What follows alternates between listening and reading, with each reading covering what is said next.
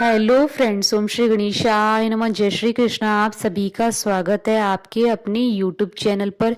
Friends, आज हम आपको इस वीडियो में बताने जा रहे हैं मोक्षदा एकादशी, जिसे गीता एकादशी और गीता जयंती के नाम से भी जाना जाता है, कि पौराणिक व्रत कथा, पूजा विधि, शुभ मुहूर्त, महत्व, व्रत पारण का समय, नियम और मोक्षदा एकादशी पर किए जाने वाले अचूक उपायों के बारे में। फ्रेंड्स, वीडियो शुरू करने से पहले आपसे रिक्वेस्ट है, अगर आप हमारे चैनल पर नए हैं और आपने अभी तक चैनल को सब्सक्राइब नहीं किया है तो प्लीज़ सब्सक्राइब कीजिएगा चैनल को, साथ ही प्रेस कीजिएगा बेल आइकन को, जिससे नए वीडियो से रिलेटेड नोटिफिकेशन आपको तुरंत प्राप्त हो सके। और वीडियो पसंद आने पर वीडियो को लाइक और शेयर जरूर कीजिएगा, ताकि सभी भक्तों को इस वीडियो का लाभ प्राप्त हो सके। और कॉमेंट बॉक्स में जय श्री कृष्णा जरूर लिखिएगा।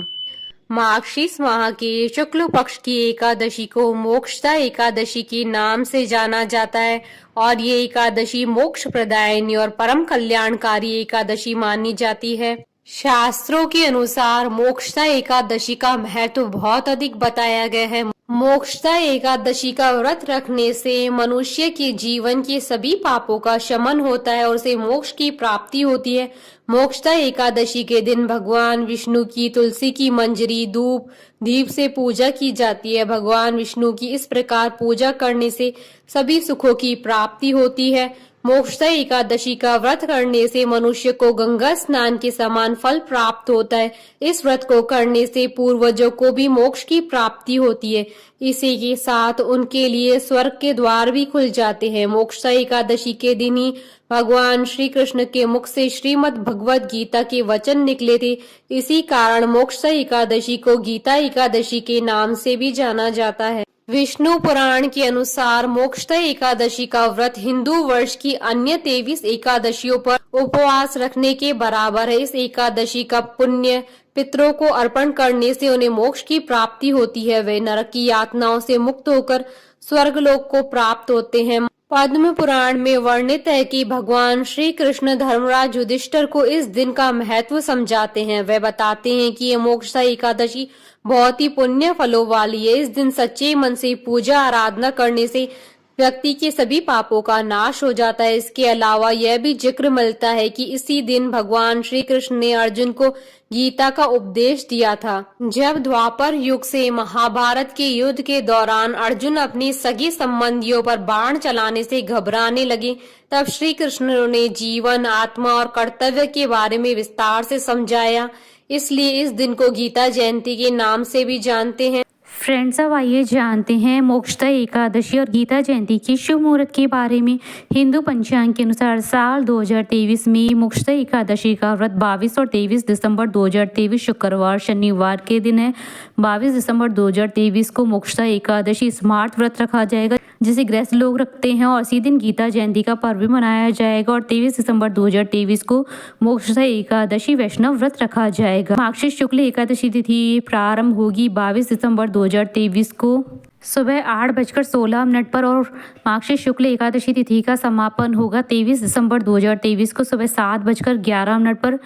मोक्षदा एकादशी स्मार्त व्रत के पारण का समय रहेगा 23 दिसंबर 2023 को दोपहर 1:28 से दोपहर 3:34 तक, और हरिवासर समाप्ति का समय रहेगा 23 दिसंबर 2023 को दोपहर 12:59 पर। और मोक्षदा एकादशी वैष्णव व्रत के पारण का समय रहेगा 24 दिसंबर 2023 को सुबह 7:13 से सुबह 9:18 तक। इस दिन सर्वार्थ सिद्धि योग और रवि योग का शुभ संयोग भी बन रहा है। इस दिन सर्वार्थ सिद्धि योग रहेगा 23 दिसंबर 2023 को सुबह 7:12 से रात्रि 9:36 तक। फ्रेंड्स, अब आइए जानते हैं मोक्षदा एकादशी की पूजन विधि के बारे में। इस दिन सुबह उठकर स्नान करने के बाद स्वच्छ वस्त्र धारण कर भगवान श्री कृष्ण का स्मरण करते हुए पूरे घर में गंगा जल छिड़के। पूजन सामग्री में तुलसी की मंजरी, धूप, दीप, फल, फूल, रोली, कुमकुम, चंदन, अक्षत और पंचामृत रखें। विघ्नहर्ता भगवान गणेश, भगवान श्री कृष्ण और महर्षि वेद व्यास की मूर्ति या तस्वीर सामने रखी। श्रीमद् भगवद गीता की पुस्तक भी रखे। सबसे पहले भगवान गणेश जी का पूजन करें। इसके बाद विष्णु जी को धूप दीप दिखाकर रोली और अक्षर चढ़ाएं और तुलसी की मंजरी अर्पित करें। पूजा पाठ करने के बाद व्रत कथा सुननी चाहिए। इसके बाद आरती कर प्रसाद बांटें। व्रत एकादशी के अगले दिन सूर्योदय के बाद ही खोलना चाहिए। फ्रेंड्स, अब आइए जानते हैं मोक्षदा एकादशी के नियमों के बारे में। शास्त्रों के अनुसार एकादशी के पावन दिन पर किसी भी पेड़ पौधे के फूल एवं पत्ते नहीं तोड़ने चाहिए। यदि जगत के पालनहार भगवान विष्णु जी की पूजा में तुलसी पत्र चढ़ाने हैं तो उसे एक दिन पहले ही तोड़कर रखनी चाहिए। एकादशी के दिन चावल का सेवन नहीं करना चाहिए। मान्यता है कि इस दिन चावल का सेवन करने से मनुष्य का जन्म रेंगने वाले जीव की योनि में होता है। इसके अलावा इस दिन जौ, मसूर की दाल, बैंगन और सेम फली भी नहीं खानी चाहिए। एकादशी के दिन मांस, मदिरा, प्याज, लहसुन जैसी तामसिक चीजों से दूर रहना चाहिए। साथ ही इस दिन किसी भी दूसरे व्यक्ति द्वारा दिया गया अन्न भी ग्रहण नहीं करना चाहिए। मान्यता है कि इससे पुण्य नष्ट हो जाते हैं। शास्त्रों के नियम अनुसार एकादशी के दिन किसी भी व्यक्ति की निंदा और गुस्सा नहीं करना चाहिए। वाद विवाद से दूर रहना चाहिए। गरीब और लाचार लोगों का उपवास नहीं करना चाहिए। एकादशी के दिन ब्रह्मचर्य का पालन करना चाहिए। एकादशी के दिन महिलाओं का अपमान करने से व्रत का फल नहीं मिलता है। सिर्फ एकादशी के दिन ही व्यक्ति को किसी भी दिन महिलाओं का अपमान नहीं करना चाहिए। जो व्यक्ति महिलाओं का सम्मान नहीं करते हैं उन्हें जीवन में कई तरीके की समस्याओं का सामना करना पड़ता है। फ्रेंड्स, अब आइए जानते हैं मोक्षदा एकादशी के दिन किए जाने वाले उपायों के बारे में। मोक्षदा एकादशी के दिन सूर्योदय से पूर्व जहाँ स्नान के बाद राधा कृष्ण के मंदिर में जाएं, वहाँ गेंदे की माला भगवान को अर्पित करें। यह उपाय आपके जीवन में चली आ रही धन संबंधी परेशानी दूर करेगा। यदि आपके जीवन में सुख समृद्धि नहीं है तो मोक्षदा एकादशी के दिन पीले चंदन या केसर में गुलाब जल मिलाकर मस्तक पर टीका लगाना चाहिए। मोक्षदा एकादशी के दिन देवी लक्ष्मी की कृपा पाने के लिए केले के 2 पौधे घर में लगाएं। इसके बाद इस केले की नियमित पूजा करें और इसका फल दान कर दें। खुद इसका सेवन न करें।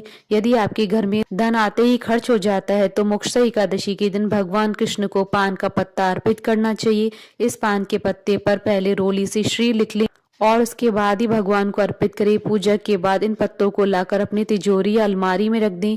मोक्षदा एकादशी पर भगवान विष्णु जी की पूजा में पीले रंग के फूल का प्रयोग करें। इससे आपकी मन की आस पूर्ण होगी। फ्रेंड्स, अब आइए प्रारंभ करें मोक्षदा एकादशी की पौराणिक व्रत कथा। महाराज युधिष्ठिर ने कहा, हे भगवान, आप तीनों लोकों के स्वामी, सबको सुख देने वाले और जगत के पति हैं। मैं आपको नमस्कार करता हूँ। हे देव, आप सबके हितैषी, अतः मेरे संशय को दूर कर मुझे बताइए कि मार्गशीर्ष एकादशी का क्या नाम है। उस दिन कौन से देवता का पूजन किया जाता है, उसकी क्या विधि है, कृपा करके मुझे बताइए। भक्त वत्सल भगवान श्री कृष्ण कहने लगे कि धर्मराज, तुमने बड़ा ही उत्तम प्रश्न किया है।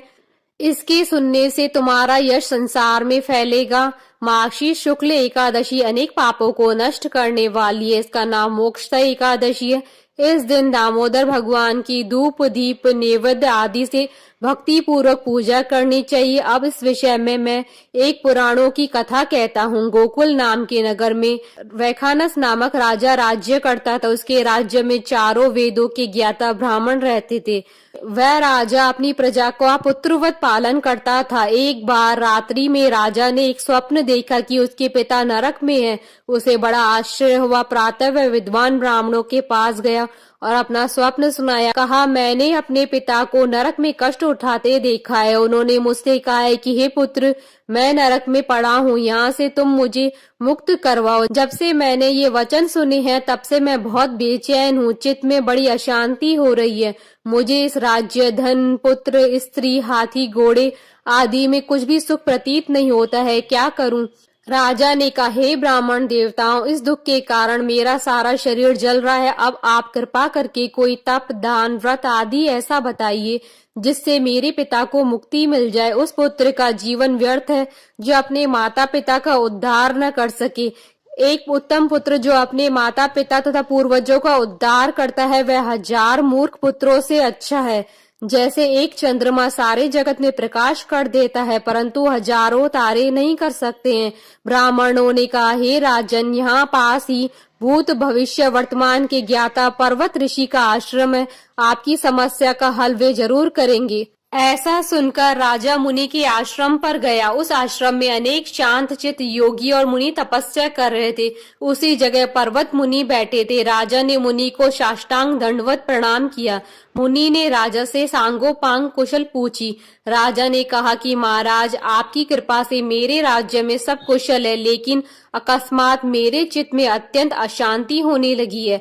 ऐसा सुनकर पर्वत मुनि ने आंखें बंद की और भूत विचारने लगे। फिर बोले, हे राजन, मैंने योग के बल से तुम्हारे पिता के कुकर्मों का जान लिया है। उन्होंने पूर्व जन्म में कामातुर होकर एक पत्नी को रति दी, किंतु सौत के कहने पर दूसरी पत्नी को ऋतुदान मांगने पर भी नहीं दिया। उसी पाप कर्म के कारण तुम्हारे पिता को नरक में जाना पड़ा। तब राजा ने कहा, इसका कोई उपाय बताइए। मुनि बोले, हे राजन, आप मार्गशीर्ष एकादशी का उपवास करें और उस उपवास के पुण्य को अपने पिता को संकल्प कर दे। इसके प्रभाव से आपके पिता की अवश्य नरक से मुक्ति होगी। मुनि की ये वचन सुनकर राजा महल में आया और मुनि के कहने अनुसार कुटुंब सहित मोक्षदा एकादशी का व्रत किया। इसके उपवास का पुण्य उसने अपने पिता को अर्पण कर दिया। इसके प्रभाव से उसके पिता को मुक्ति मिल गई और स्वर्ग में जाते हुए वह पुत्र से कहने लगी, हे पुत्र, तेरा कल्याण हो। यह कहकर वह स्वर्ग चले गए। मार्गशीर्ष मास की शुक्ल पक्ष की मोक्षदा एकादशी का जो व्रत करते हैं उसके समस्त पाप नष्ट हो जाते हैं। इस व्रत से बढ़कर मोक्ष देने वाला और कोई व्रत नहीं है। इस कथा को पढ़ने या सुनने से वाजपेयी यज्ञ का फल मिलता है। यह व्रत मोक्ष देने वाला है तथा चिंतामणि के समान सब कामनाएं पूर्ण करने वाला है। बोलिए भगवान विष्णु जी की जय, सनातन धर्म की जय। हमारे साथ इस वीडियो में अंत तक बने रहने के लिए आपका धन्यवाद। ओम श्री गणेशाय नमः। जय श्री कृष्ण।